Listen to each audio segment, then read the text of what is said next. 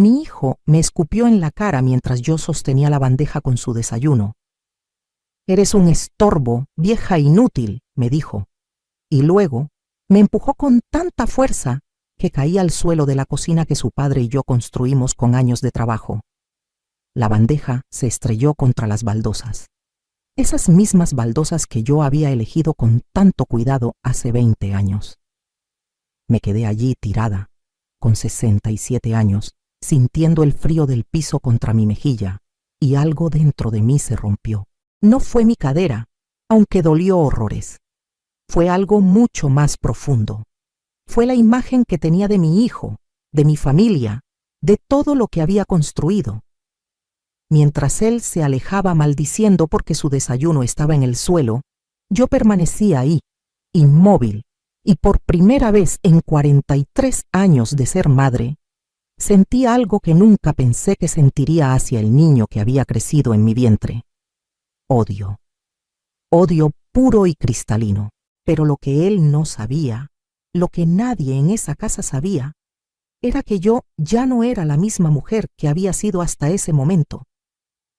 Algo había cambiado esa madrugada, antes de que él se despertara, cuando recibí esa llamada del licenciado Morales.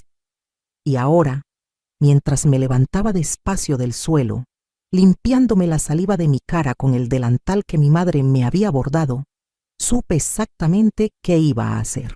Sigue mi historia hasta el final y comenta la ciudad desde donde me estás viendo para saber qué tan lejos ha llegado mi relato. Déjame presentarme correctamente.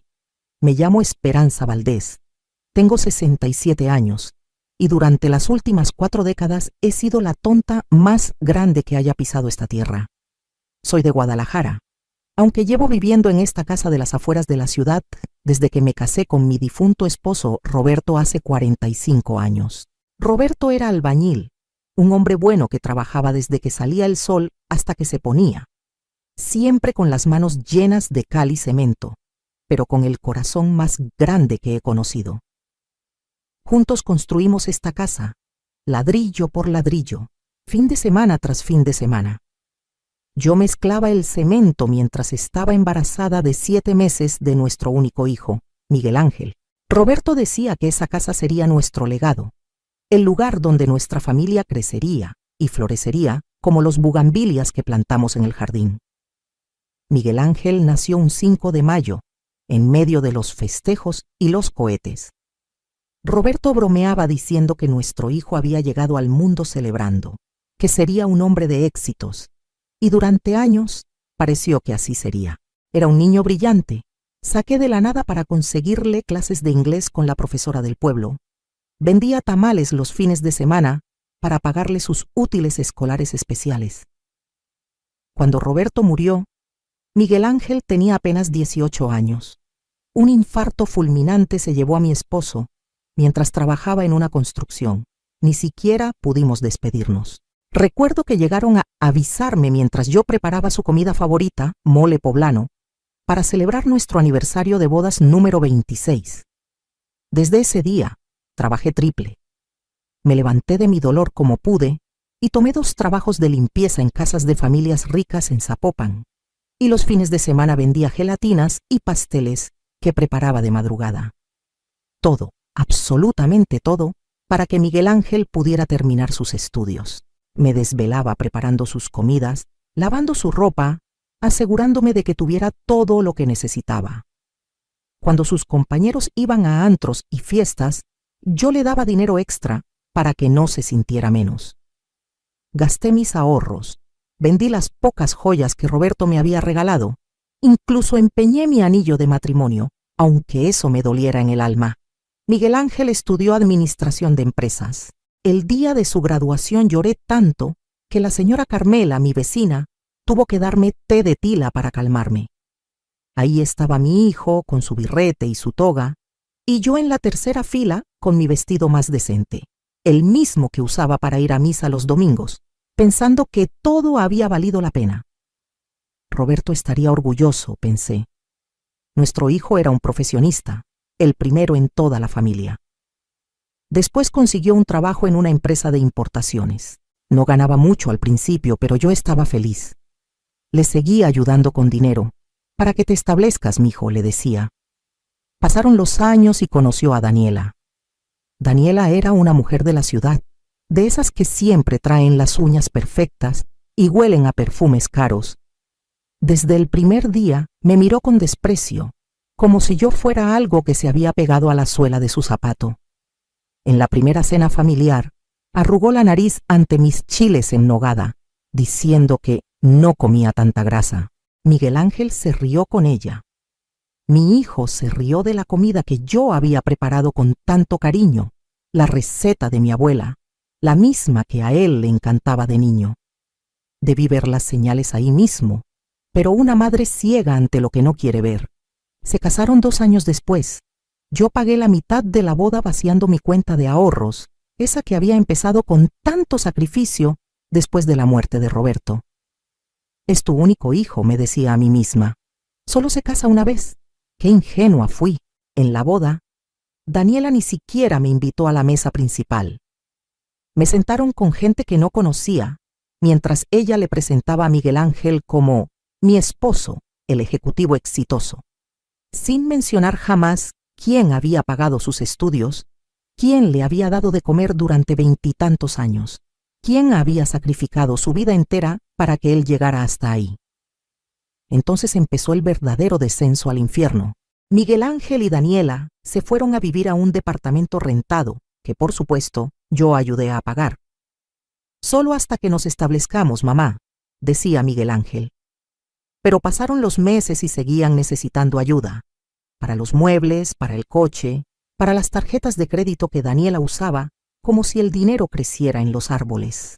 Yo seguía trabajando en las casas de Zapopan, con mis rodillas cada vez más desgastadas, subiendo y bajando escaleras, tallando pisos, para enviarle dinero a mi hijo cada quincena. Luego vino la propuesta. Una noche llegaron a visitarme, algo raro porque casi nunca venían.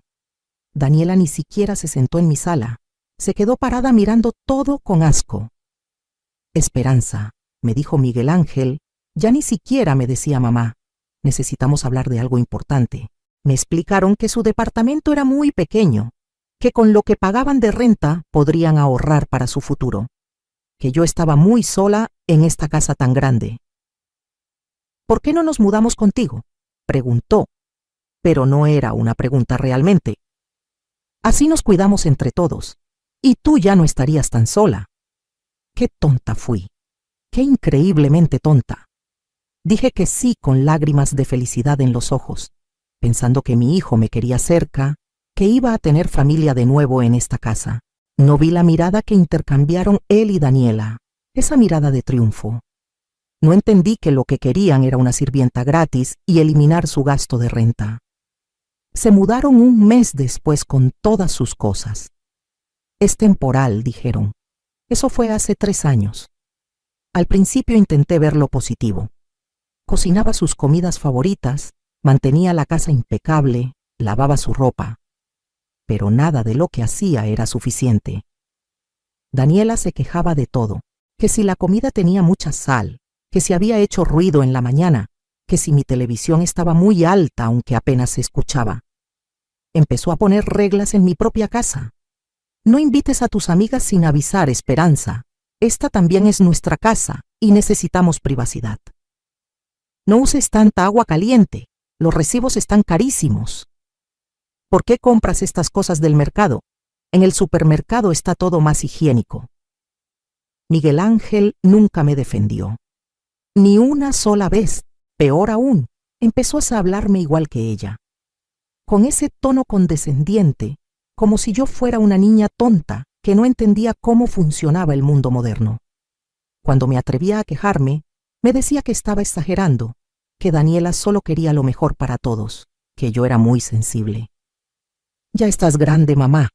A tu edad deberías estar agradecida de tener quien te cuide, me dijo una vez, como si ellos me estuvieran haciendo un favor a mí, como si no fuera mi casa, como si yo no hubiera dado mi vida entera por él. Los meses pasaron y las cosas empeoraron. Dejaron de contribuir con los gastos de la casa. Estamos ahorrando para nuestro futuro, decía Miguel Ángel. Pero ese futuro Incluía un coche nuevo para Daniela, ropa de marca, salidas a restaurantes caros donde nunca me invitaban. Mientras tanto, yo seguía trabajando, cada vez más cansada, cada vez más adolorida, para pagar la luz, el agua, el gas, la comida de todos. Me convertí en la sirvienta de mi propia casa, en la casa que Roberto y yo construimos con nuestras propias manos. Un día me atreví a pedirle a Miguel Ángel que al menos ayudara con la mitad de los gastos. Su reacción fue explosiva. Me gritó que era una malagradecida, que después de todo lo que ellos hacían por mí, cuidándome, haciéndome compañía, yo tenía el descaro de pedirles dinero. ¿Sabes qué, mamá? Si tanto te molesta que vivamos aquí, podemos irnos. Y entonces vas a ver qué se siente estar completamente sola en esta casa vieja y fea. Me eché para atrás inmediatamente, aterrada ante la idea de quedarme sola otra vez, de perder a mi hijo. Así que me disculpé. Yo me disculpé por pedir ayuda en mi propia casa, y las cosas continuaron igual. Las humillaciones se volvieron parte de mi rutina diaria. Daniela empezó a traer a sus amigas a la casa y me presentaba como la ayuda. Ni siquiera como su suegra, como la ayuda. Me pedían café, me mandaban a limpiar algo mientras ellas se reían y cotilleaban en mi sala. Miguel Ángel lo permitía todo. A veces hasta se reía con ellas. Hubo una tarde en que una de esas amigas derramó vino tinto en el sillón que Roberto había comprado para nuestro 10º aniversario. Y Daniela me llamó a gritos para que viniera a limpiar antes de que se manche permanentemente, como si yo fuera su empleada doméstica. Dejaron de avisarme cuando salían o llegaban. Traían gente desconocida a la casa sin preguntarme.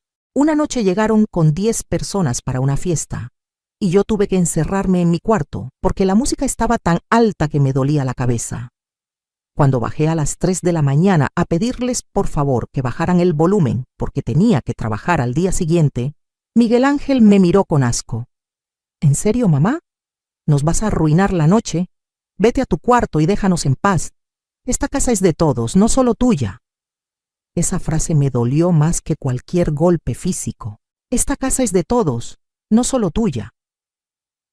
La casa que su padre y yo construimos, la casa por la que trabajé 40 años para terminar de pagar, la casa donde crié a mi hijo con todo mi amor, ahora ya no era solo mía. Me había convertido en una invitada molesta en mi propio hogar. Pero aún así me quedé callada, porque tenía miedo. Miedo de perder a mi único hijo, miedo de quedarme completamente sola, miedo de admitir que había criado a un monstruo. Entonces Daniela quedó embarazada. Por un momento pensé que las cosas mejorarían, que un bebé traería amor y unión a la familia. Qué equivocada estaba. Daniela se volvió peor, más exigente, más cruel.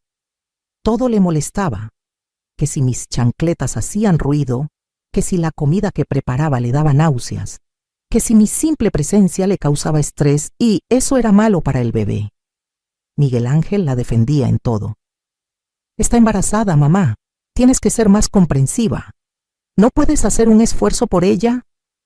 Yo hacía todo. Cocinaba comidas especiales para sus antojos. Conseguía las cosas más raras a cualquier hora. Una madrugada me hizo ir al mercado a las 5 de la mañana porque quería tamales oaxaqueños específicos de un puesto que quedaba al otro lado de la ciudad. Fui, con mis 67 años, en 2 camiones, porque ella era la madre del nieto que nunca conocí. Cuando llegué con los tamales, ya no los quería. Ya se me pasó el antojo, dijo sin siquiera mirarme, y los tiró a la basura frente a mí. Miguel Ángel solo se encogió de hombros. Así son las embarazadas, dijo. El bebé nació, un niño hermoso que llamaron Sebastián. Me ilusioné pensando que podría ser parte de su vida, que sería la abuela consentidora. Pero Daniela casi no me dejaba cargarlo. No, Esperanza, lo vas a mal acostumbrar. Esperanza, lávate bien las manos antes de tocarlo. Esperanza, ¿podrías salir? Voy a amamantarlo y me pones nerviosa. Mientras tanto, yo era quien lavaba toda su ropa, quien se desvelaba cuando lloraba en las noches para que ellos pudieran dormir, quien limpiaba todos los desastres, pero a la hora de las fotos, de las visitas, yo no existía. Fue entonces cuando empezaron a hablar de hacer ajustes a la casa. Querían remodelar, hacer su espacio más funcional. Yo escuchaba sus planes y me helaba la sangre. Querían tirar paredes, cambiar todo, borrar cualquier rastro de Roberto y de nuestra vida juntos. Esta casa está muy anticuada, decía Daniela. Necesita una renovación completa. Y lo peor, empezaron a presionarme para que pusiera la casa a nombre de Miguel Ángel. Es lo lógico, mamá, me decía. Total, algún día va a ser suya. ¿Para qué esperar? Además, así podemos hacer la remodelación y obtener mejores préstamos del banco. Me negué. Fue la única vez que me mantuve firme. La casa era lo único que me quedaba de Roberto, lo único que realmente era mío. Esta casa se queda a mi nombre mientras yo viva, les dije. Miguel Ángel se enfureció. No me habló durante 2 semanas. Daniela me miraba con odio puro cada vez que me veía. Empezaron a hacer mi vida imposible a propósito. Hacían ruido toda la noche.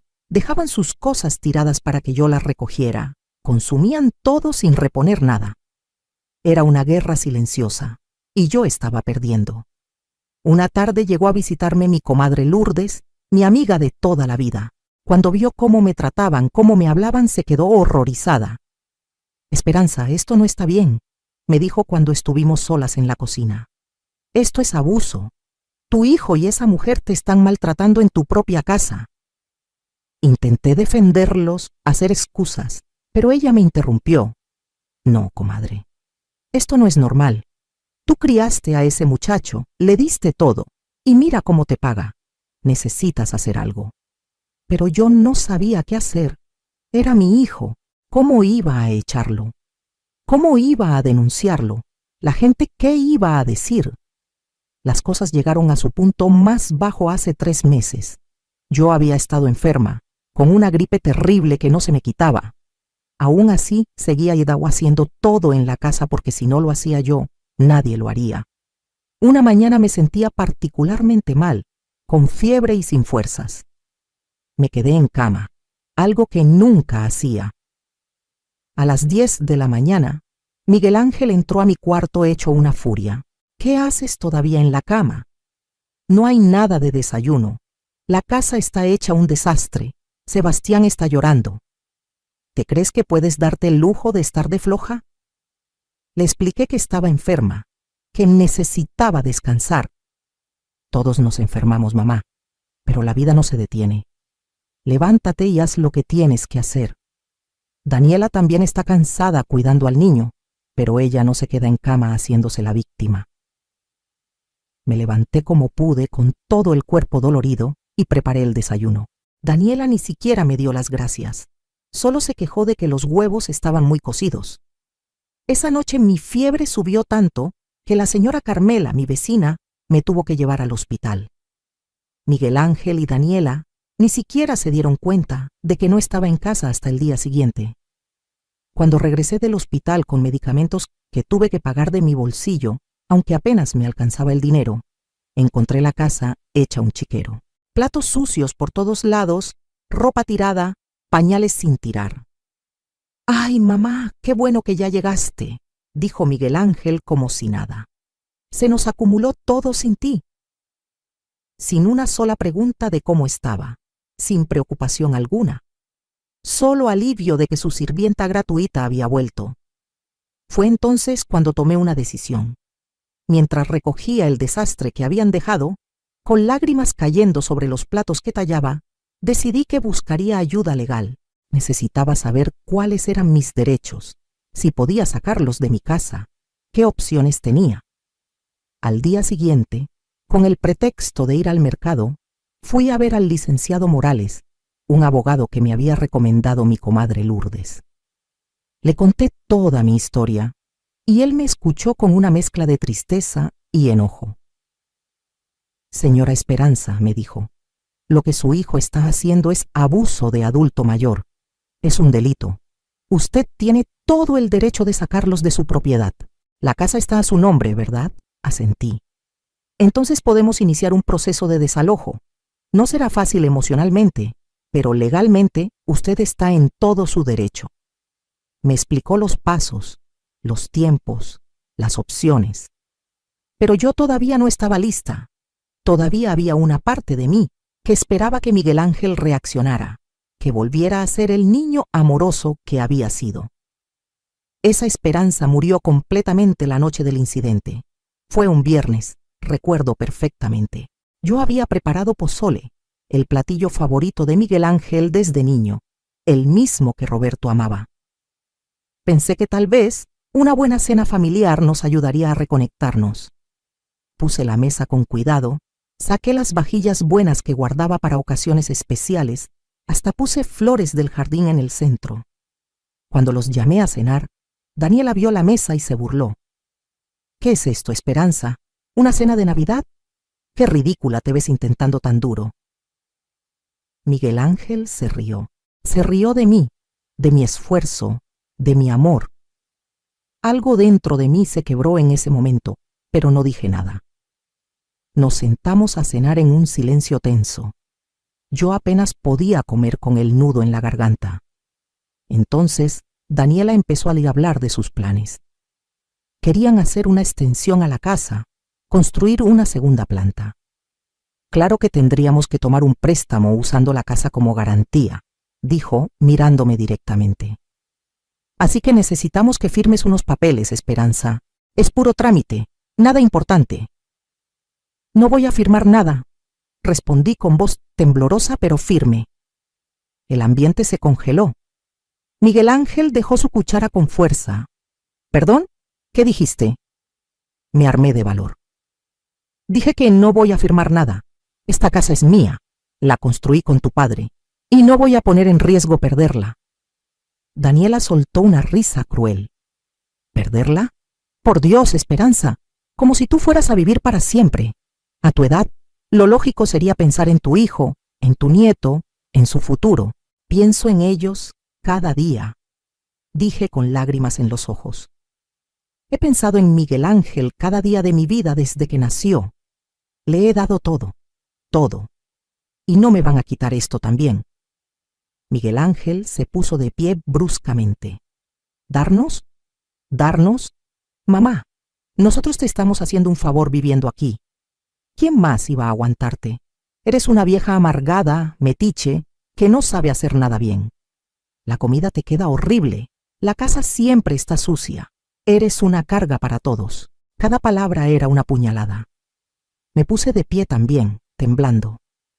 Si tanto te molesta vivir aquí, si soy una carga tan terrible, entonces váyanse.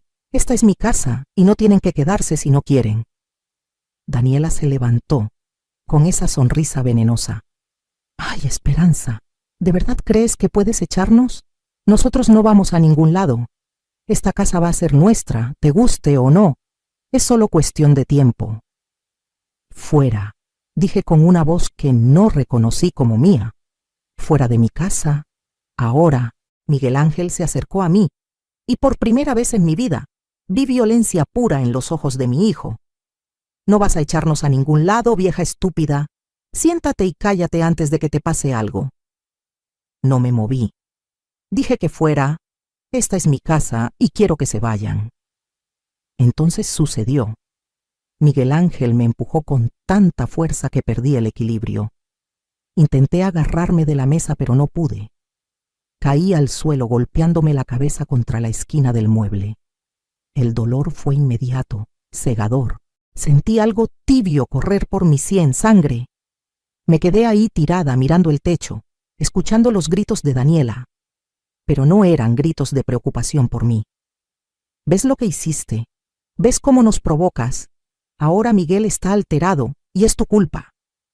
Mi hijo, el niño que había crecido en mi vientre, el bebé al que había amamantado, el pequeño al que había arrullado en noches de fiebre, me miró tirada en el suelo sangrando y simplemente se dio la vuelta. Límpialo antes de que Sebastián lo vea, le dijo a Daniela, como si yo fuera un derrame de agua y no su madre herida. Se fueron a su cuarto y me dejaron ahí. Yo me quedé en el piso de mi cocina, en la casa que construí con mis propias manos, sangrando y rota, entendiendo finalmente que mi hijo estaba perdido para mí. No sé cuánto tiempo pasé ahí. Tal vez fueron minutos, tal vez horas. Eventualmente, la señora Carmela tocó la puerta porque había escuchado los gritos. Ella fue quien me ayudó a levantarme, quien limpió mi herida, quien lloró conmigo. Tienes que denunciarlo, me dijo. Esto es violencia, Esperanza. Te golpeó. Tu propio hijo te golpeó, pero yo no podía. Todavía no podía. ¿Cómo iba a meter a mi hijo a la cárcel? ¿Qué iba a decir la familia, los vecinos, la gente de la iglesia? Esa noche no dormí. Me quedé sentada en mi cama, tocando la herida de mi cabeza, sintiendo el dolor físico que era nada comparado con el dolor en mi corazón. Pero algo había cambiado. La niebla de negación en la que había vivido durante años finalmente se había disipado. Vi con claridad total lo que era mi vida, lo que era mi hijo, y supe que tenía que actuar. No podía seguir así. Esto me iba a matar, literal o figurativamente. A la mañana siguiente actué como si nada hubiera pasado. Me levanté, me puse una mascada para cubrir la herida, preparé el desayuno. Miguel Ángel y Daniela bajaron como si nada, sin una disculpa, sin una palabra de preocupación. Desayunaron en silencio mientras yo los observaba desde la cocina, viéndolos realmente por primera vez. Daniela con su celular caro que yo había ayudado a pagar, Miguel Ángel con su ropa de marca, ambos en mi casa, comiendo mi comida, viviendo de mi trabajo, después de haberme golpeado y humillado. Cuando salieron, llamé al licenciado Morales. Estoy lista, le dije. Quiero hacer lo que me dijo. Quiero sacarlos de mi casa. Hubo un silencio del otro lado. ¿Está segura, señora Esperanza? Una vez que iniciemos esto no hay vuelta atrás. Estoy completamente segura. Mi hijo me golpeó anoche. Me tiró al suelo y me dejó sangrando. Ya no es mi hijo. No sé qué es, pero no es mi hijo. El licenciado suspiró. Muy bien. Venga a mi oficina esta tarde. Vamos a preparar todo. Esa tarde, mientras ellos creían que estaba en el mercado, estaba en la oficina del licenciado Morales firmando papeles, preparando el proceso de desalojo, documentando todo. Pero él me dijo algo más. Señora Esperanza, hay algo que debe saber. Hice una investigación de antecedentes de su hijo. Es protocolo en estos casos. Sacó una carpeta y mi corazón se detuvo. Su hijo tiene deudas considerables, tarjetas de crédito, préstamos personales, debe meses de su coche. Están en quiebra total. Por eso necesitan su casa, no solo para vivir gratis, sino porque planean usar su propiedad para sacar préstamos y cubrir sus deudas. Sentí como si me hubieran echado agua helada. ¿Cuánto deben? El licenciado me mostró los números y casi me desmayo.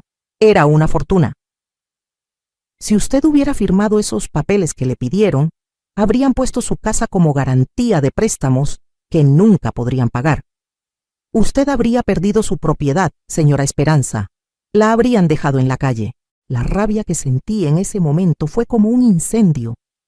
No solo me estaban maltratando, me estaban usando, planeando robarme lo único que tenía y dejarme sin nada.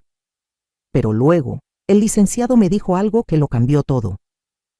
Señora Esperanza, cuando revisé los documentos de su propiedad, encontré algo interesante. Al parecer, cuando su esposo Roberto murió, dejó una cuenta de ahorro a su nombre que nunca fue reclamada. Es de una constructora para la que trabajó durante 20 años, un fondo de retiro. Con los intereses acumulados de todos estos años, es una cantidad considerable. Me mostró los papeles y no podía creer lo que veía. Roberto me había dejado dinero, bastante dinero, y yo nunca lo supe porque los documentos se habían enviado a una dirección antigua y se perdieron en el correo. Esto es suyo, legalmente suyo, explicó el licenciado. Podemos iniciar el proceso para que le sea entregado, pero llevará unas semanas. Me quedé mirando esos papeles, sintiendo la presencia de Roberto como si estuviera ahí conmigo. Mi esposo, incluso después de muerto, seguía cuidándome, seguía protegiéndome. Con ese dinero podría no solo echar a Miguel Ángel y Daniela, podría reconstruir mi vida completamente. Podría ser independiente, libre, podría vivir mis últimos años con dignidad. Salí de esa oficina transformada. Ya no era la esperanza asustada y sumisa. Era una mujer con un plan, con recursos, con poder que ellos no conocían. Pero no podía dejar que lo supieran. Tenía que seguir fingiendo ser la víctima débil mientras preparaba mi contraataque. Los siguientes días fueron los más difíciles de mi vida. Tenía que actuar normal, servil, asustada, mientras por dentro ardía de determinación y sí, de sed de justicia. Miguel Ángel y Daniela notaron mi silencio y lo interpretaron como sumisión. Daniela se volvió aún más exigente probándome, viendo hasta dónde podía llegar. Me hacía limpiar el mismo piso 3 veces, me criticaba todo, me gritaba frente a Sebastián. Miguel Ángel me evitaba, probablemente sintiéndose incómodo por haberme golpeado, pero nunca lo suficiente como para disculparse. Yo hacía todo lo que me pedían, en silencio, planeando. El licenciado Morales trabajó rápido. En 2 semanas teníamos todo listo. El dinero de Roberto estaba siendo procesado para transferirse a mi cuenta. Los papeles de desalojo estaban preparados. Incluso había contactado a un oficial de policía de confianza para que estuviera presente el día que les diera la noticia, por mi seguridad. ¿Cuándo quiere hacerlo?, me preguntó el licenciado.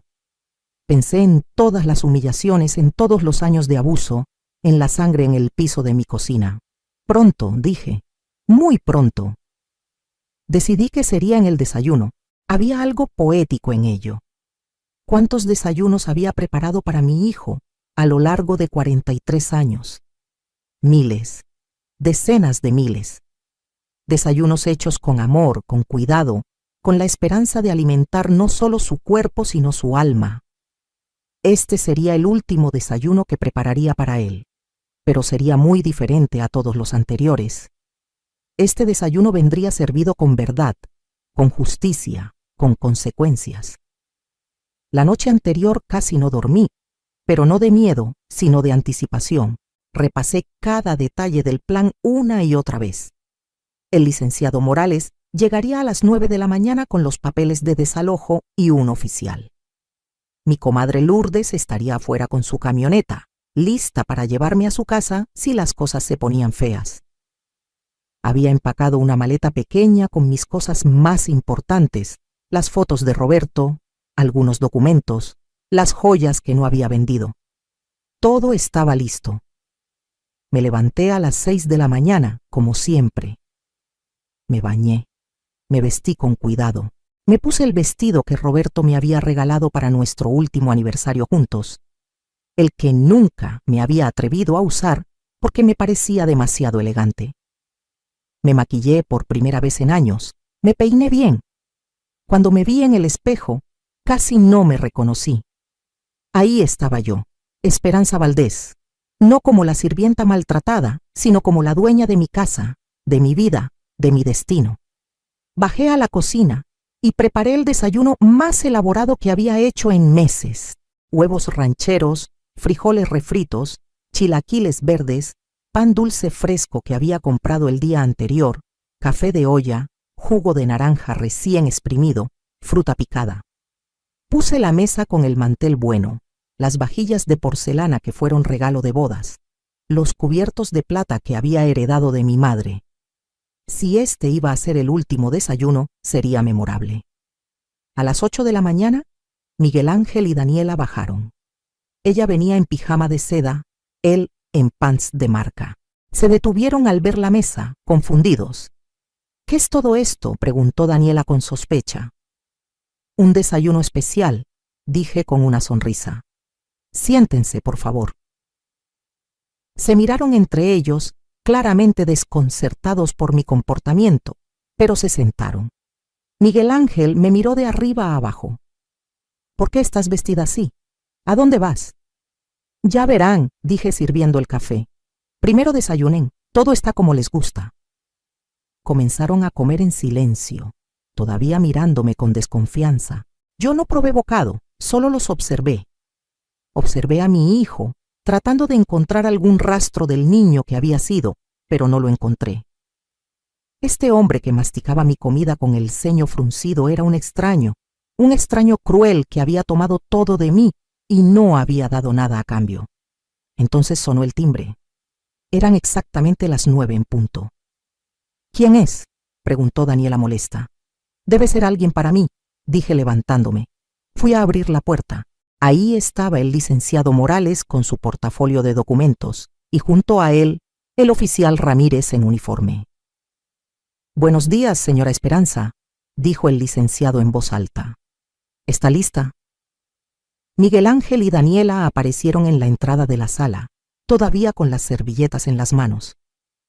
¿Qué está pasando aquí?, exigió saber Miguel Ángel.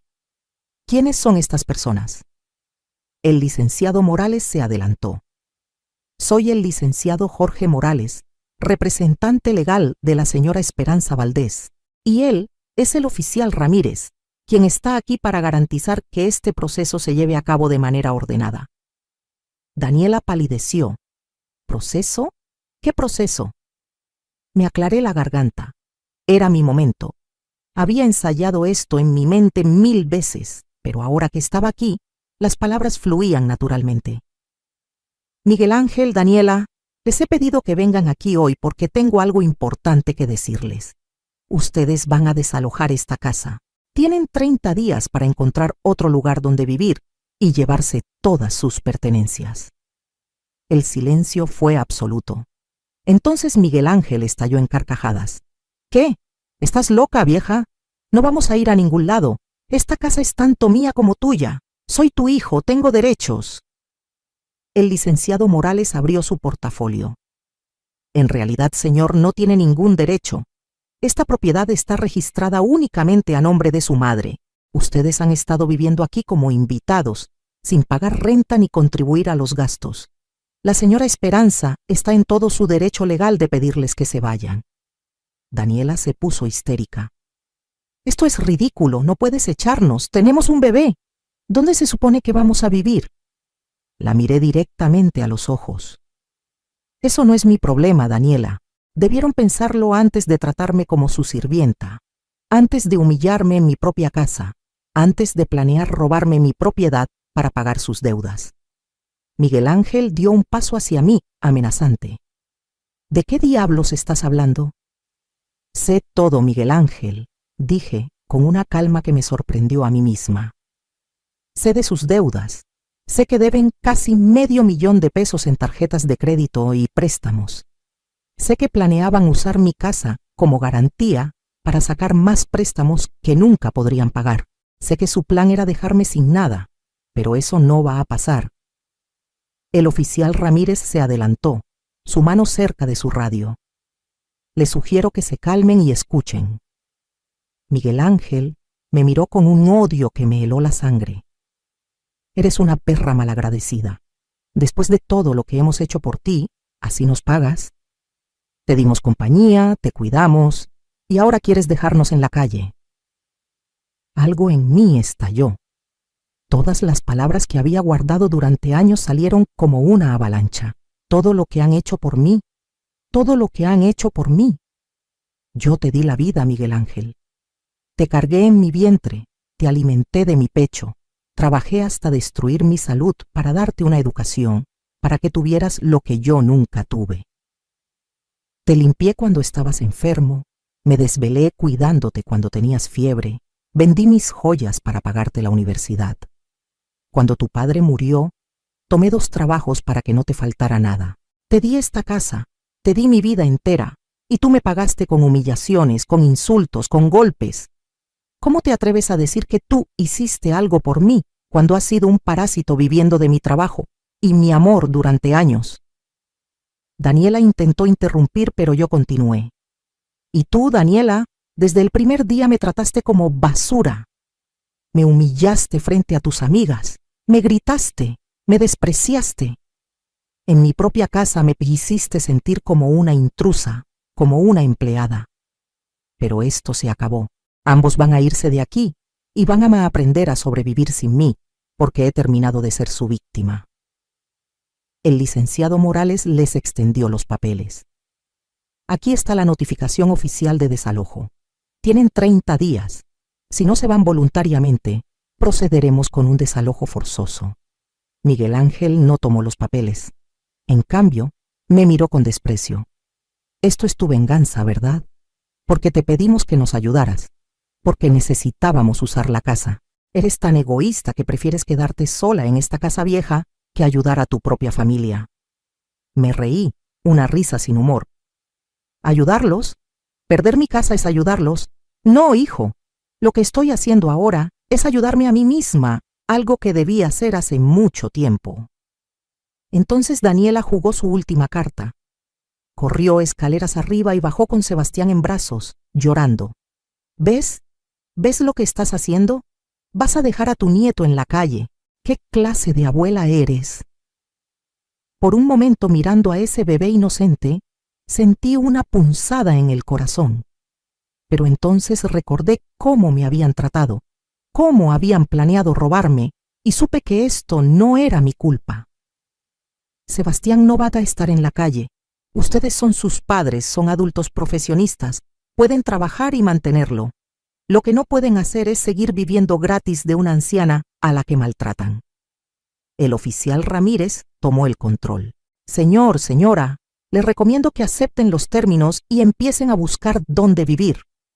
Resistirse solo hará esto más difícil para todos. Miguel Ángel estaba rojo de furia. Esto no va a quedar así. Voy a demandar. Voy a pelear esto legalmente. Soy tu único hijo. Tengo derechos sobre esta casa. El licenciado Morales negó con la cabeza. Puede intentarlo, pero le aseguro que perderá. Además, tenemos documentación de abuso de adulto mayor, incluyendo fotografías de las lesiones que le causó a su madre. Si quiere llevar esto a corte, podríamos presentar cargos criminales además del desalojo civil. Miguel Ángel palideció. Estás mintiendo. Yo nunca la toqué. Me quité la mascada que cubría mi cabeza, revelando el moretón todavía visible de cuando me golpeó. Aquí está la evidencia, Miguel Ángel. Esto fue cuando me empujaste y me dejaste sangrando en el piso. La señora Carmela lo presenció, tomó fotos, está dispuesta a testificar. ¿De verdad quieres que esto llegue a los tribunales? Su rostro pasó del rojo al blanco. Se dio cuenta de que esto era real, de que iba en serio, de que por primera vez en su vida sus acciones tendrían consecuencias. Daniela empezó a suplicar.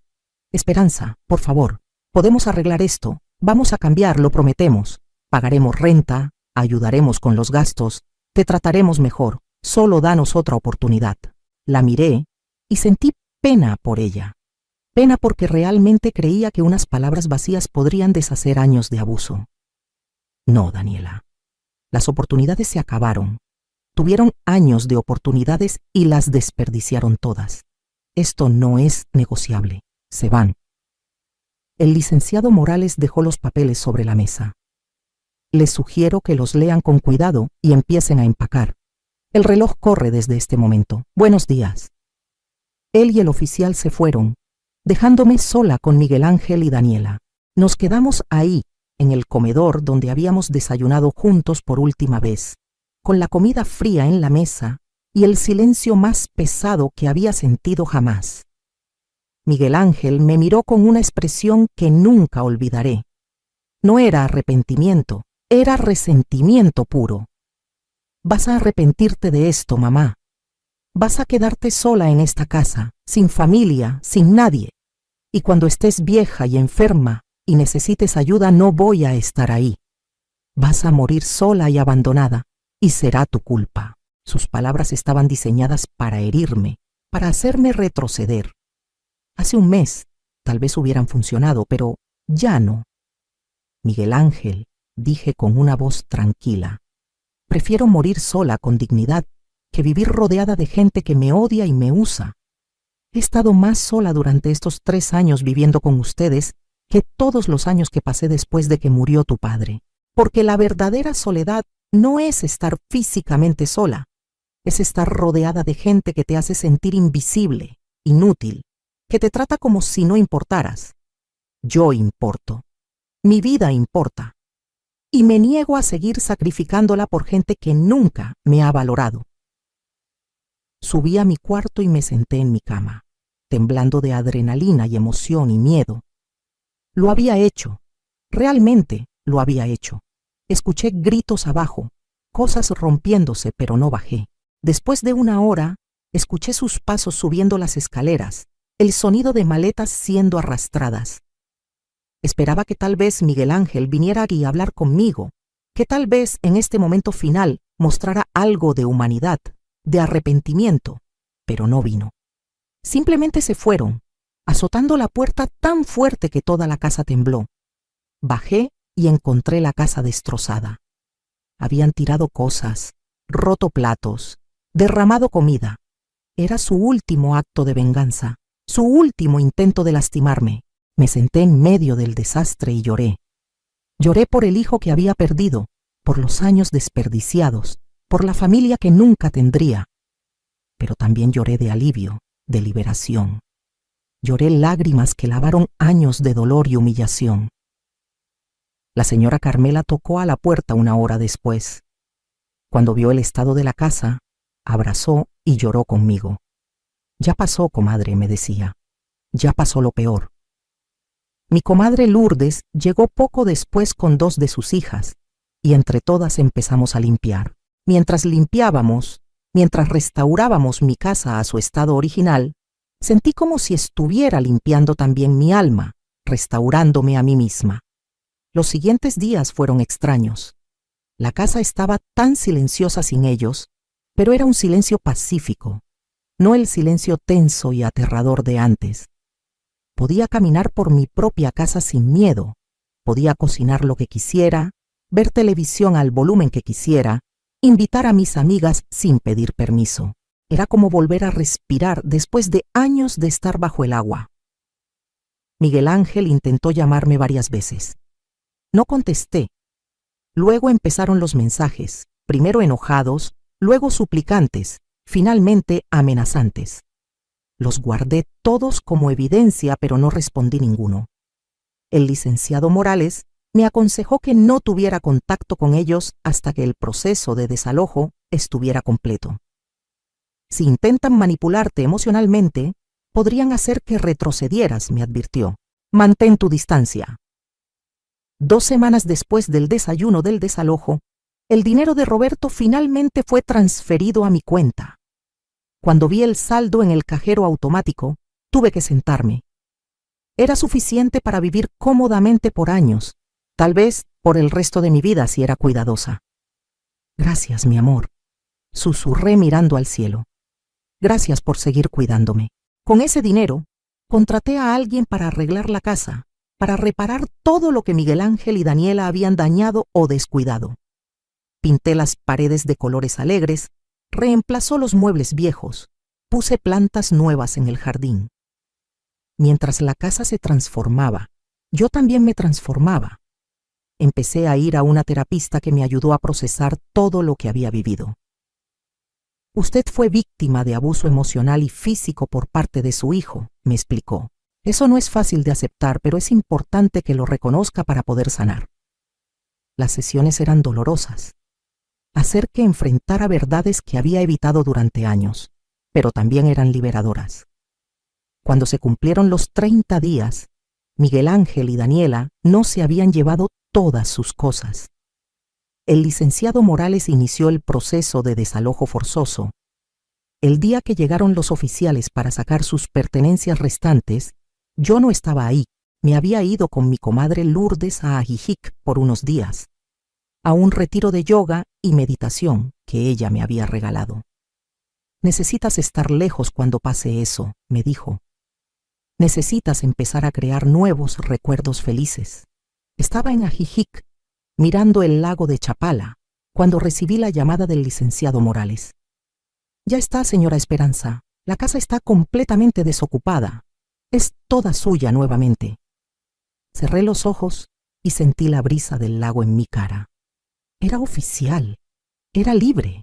Cuando regresé a casa 3 días después, entré a una casa que era completamente mía.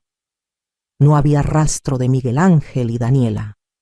Era como si nunca hubieran estado ahí, excepto por las cicatrices en mi corazón que sabía que tomarían tiempo en sanar. Mi familia extendida empezó a enterarse de lo que había pasado. Algunos me criticaron. ¿Cómo pudiste echar a tu propio hijo?, me decían. La familia es la familia, deberías perdonar. Pero otros me apoyaron. Hiciste lo correcto, me dijo mi prima Beatriz. Nadie merece ser tratado como te trataron, ni siquiera por tu propio hijo. Aprendí a no justificarme, a no explicar mi decisión a gente que nunca entendería. Las personas que me amaban de verdad entendieron, las que no, no importaban.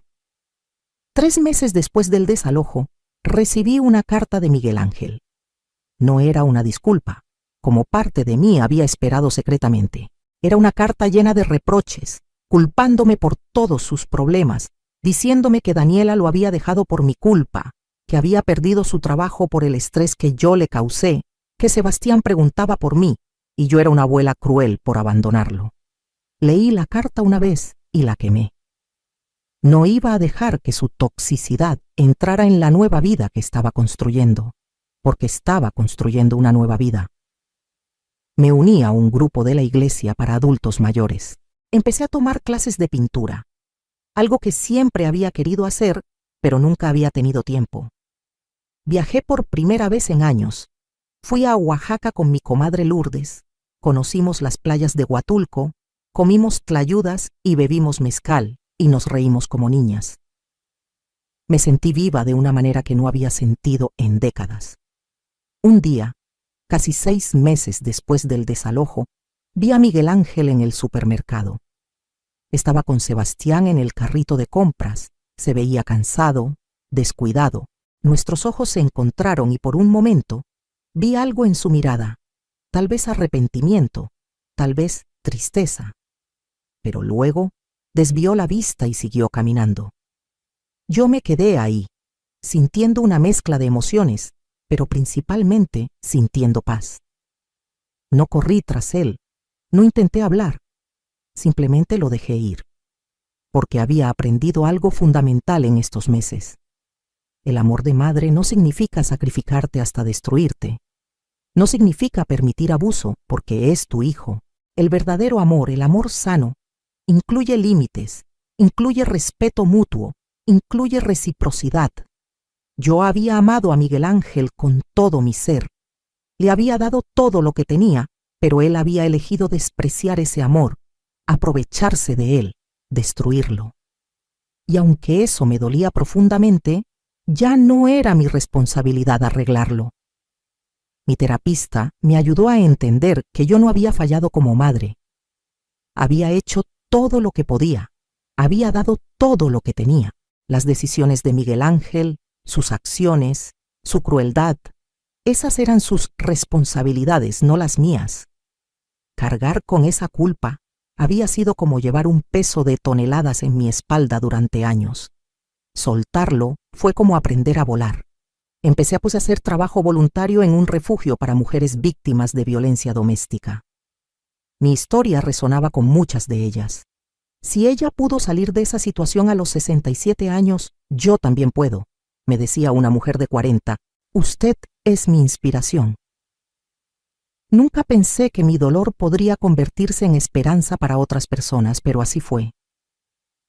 Un año después del famoso desayuno, organicé una pequeña fiesta en mi casa. Invité a mi comadre Lourdes, a la señora Carmela, a mis nuevas amigas del grupo de pintura, a algunas compañeras del voluntariado. Decoramos el jardín con luces de colores.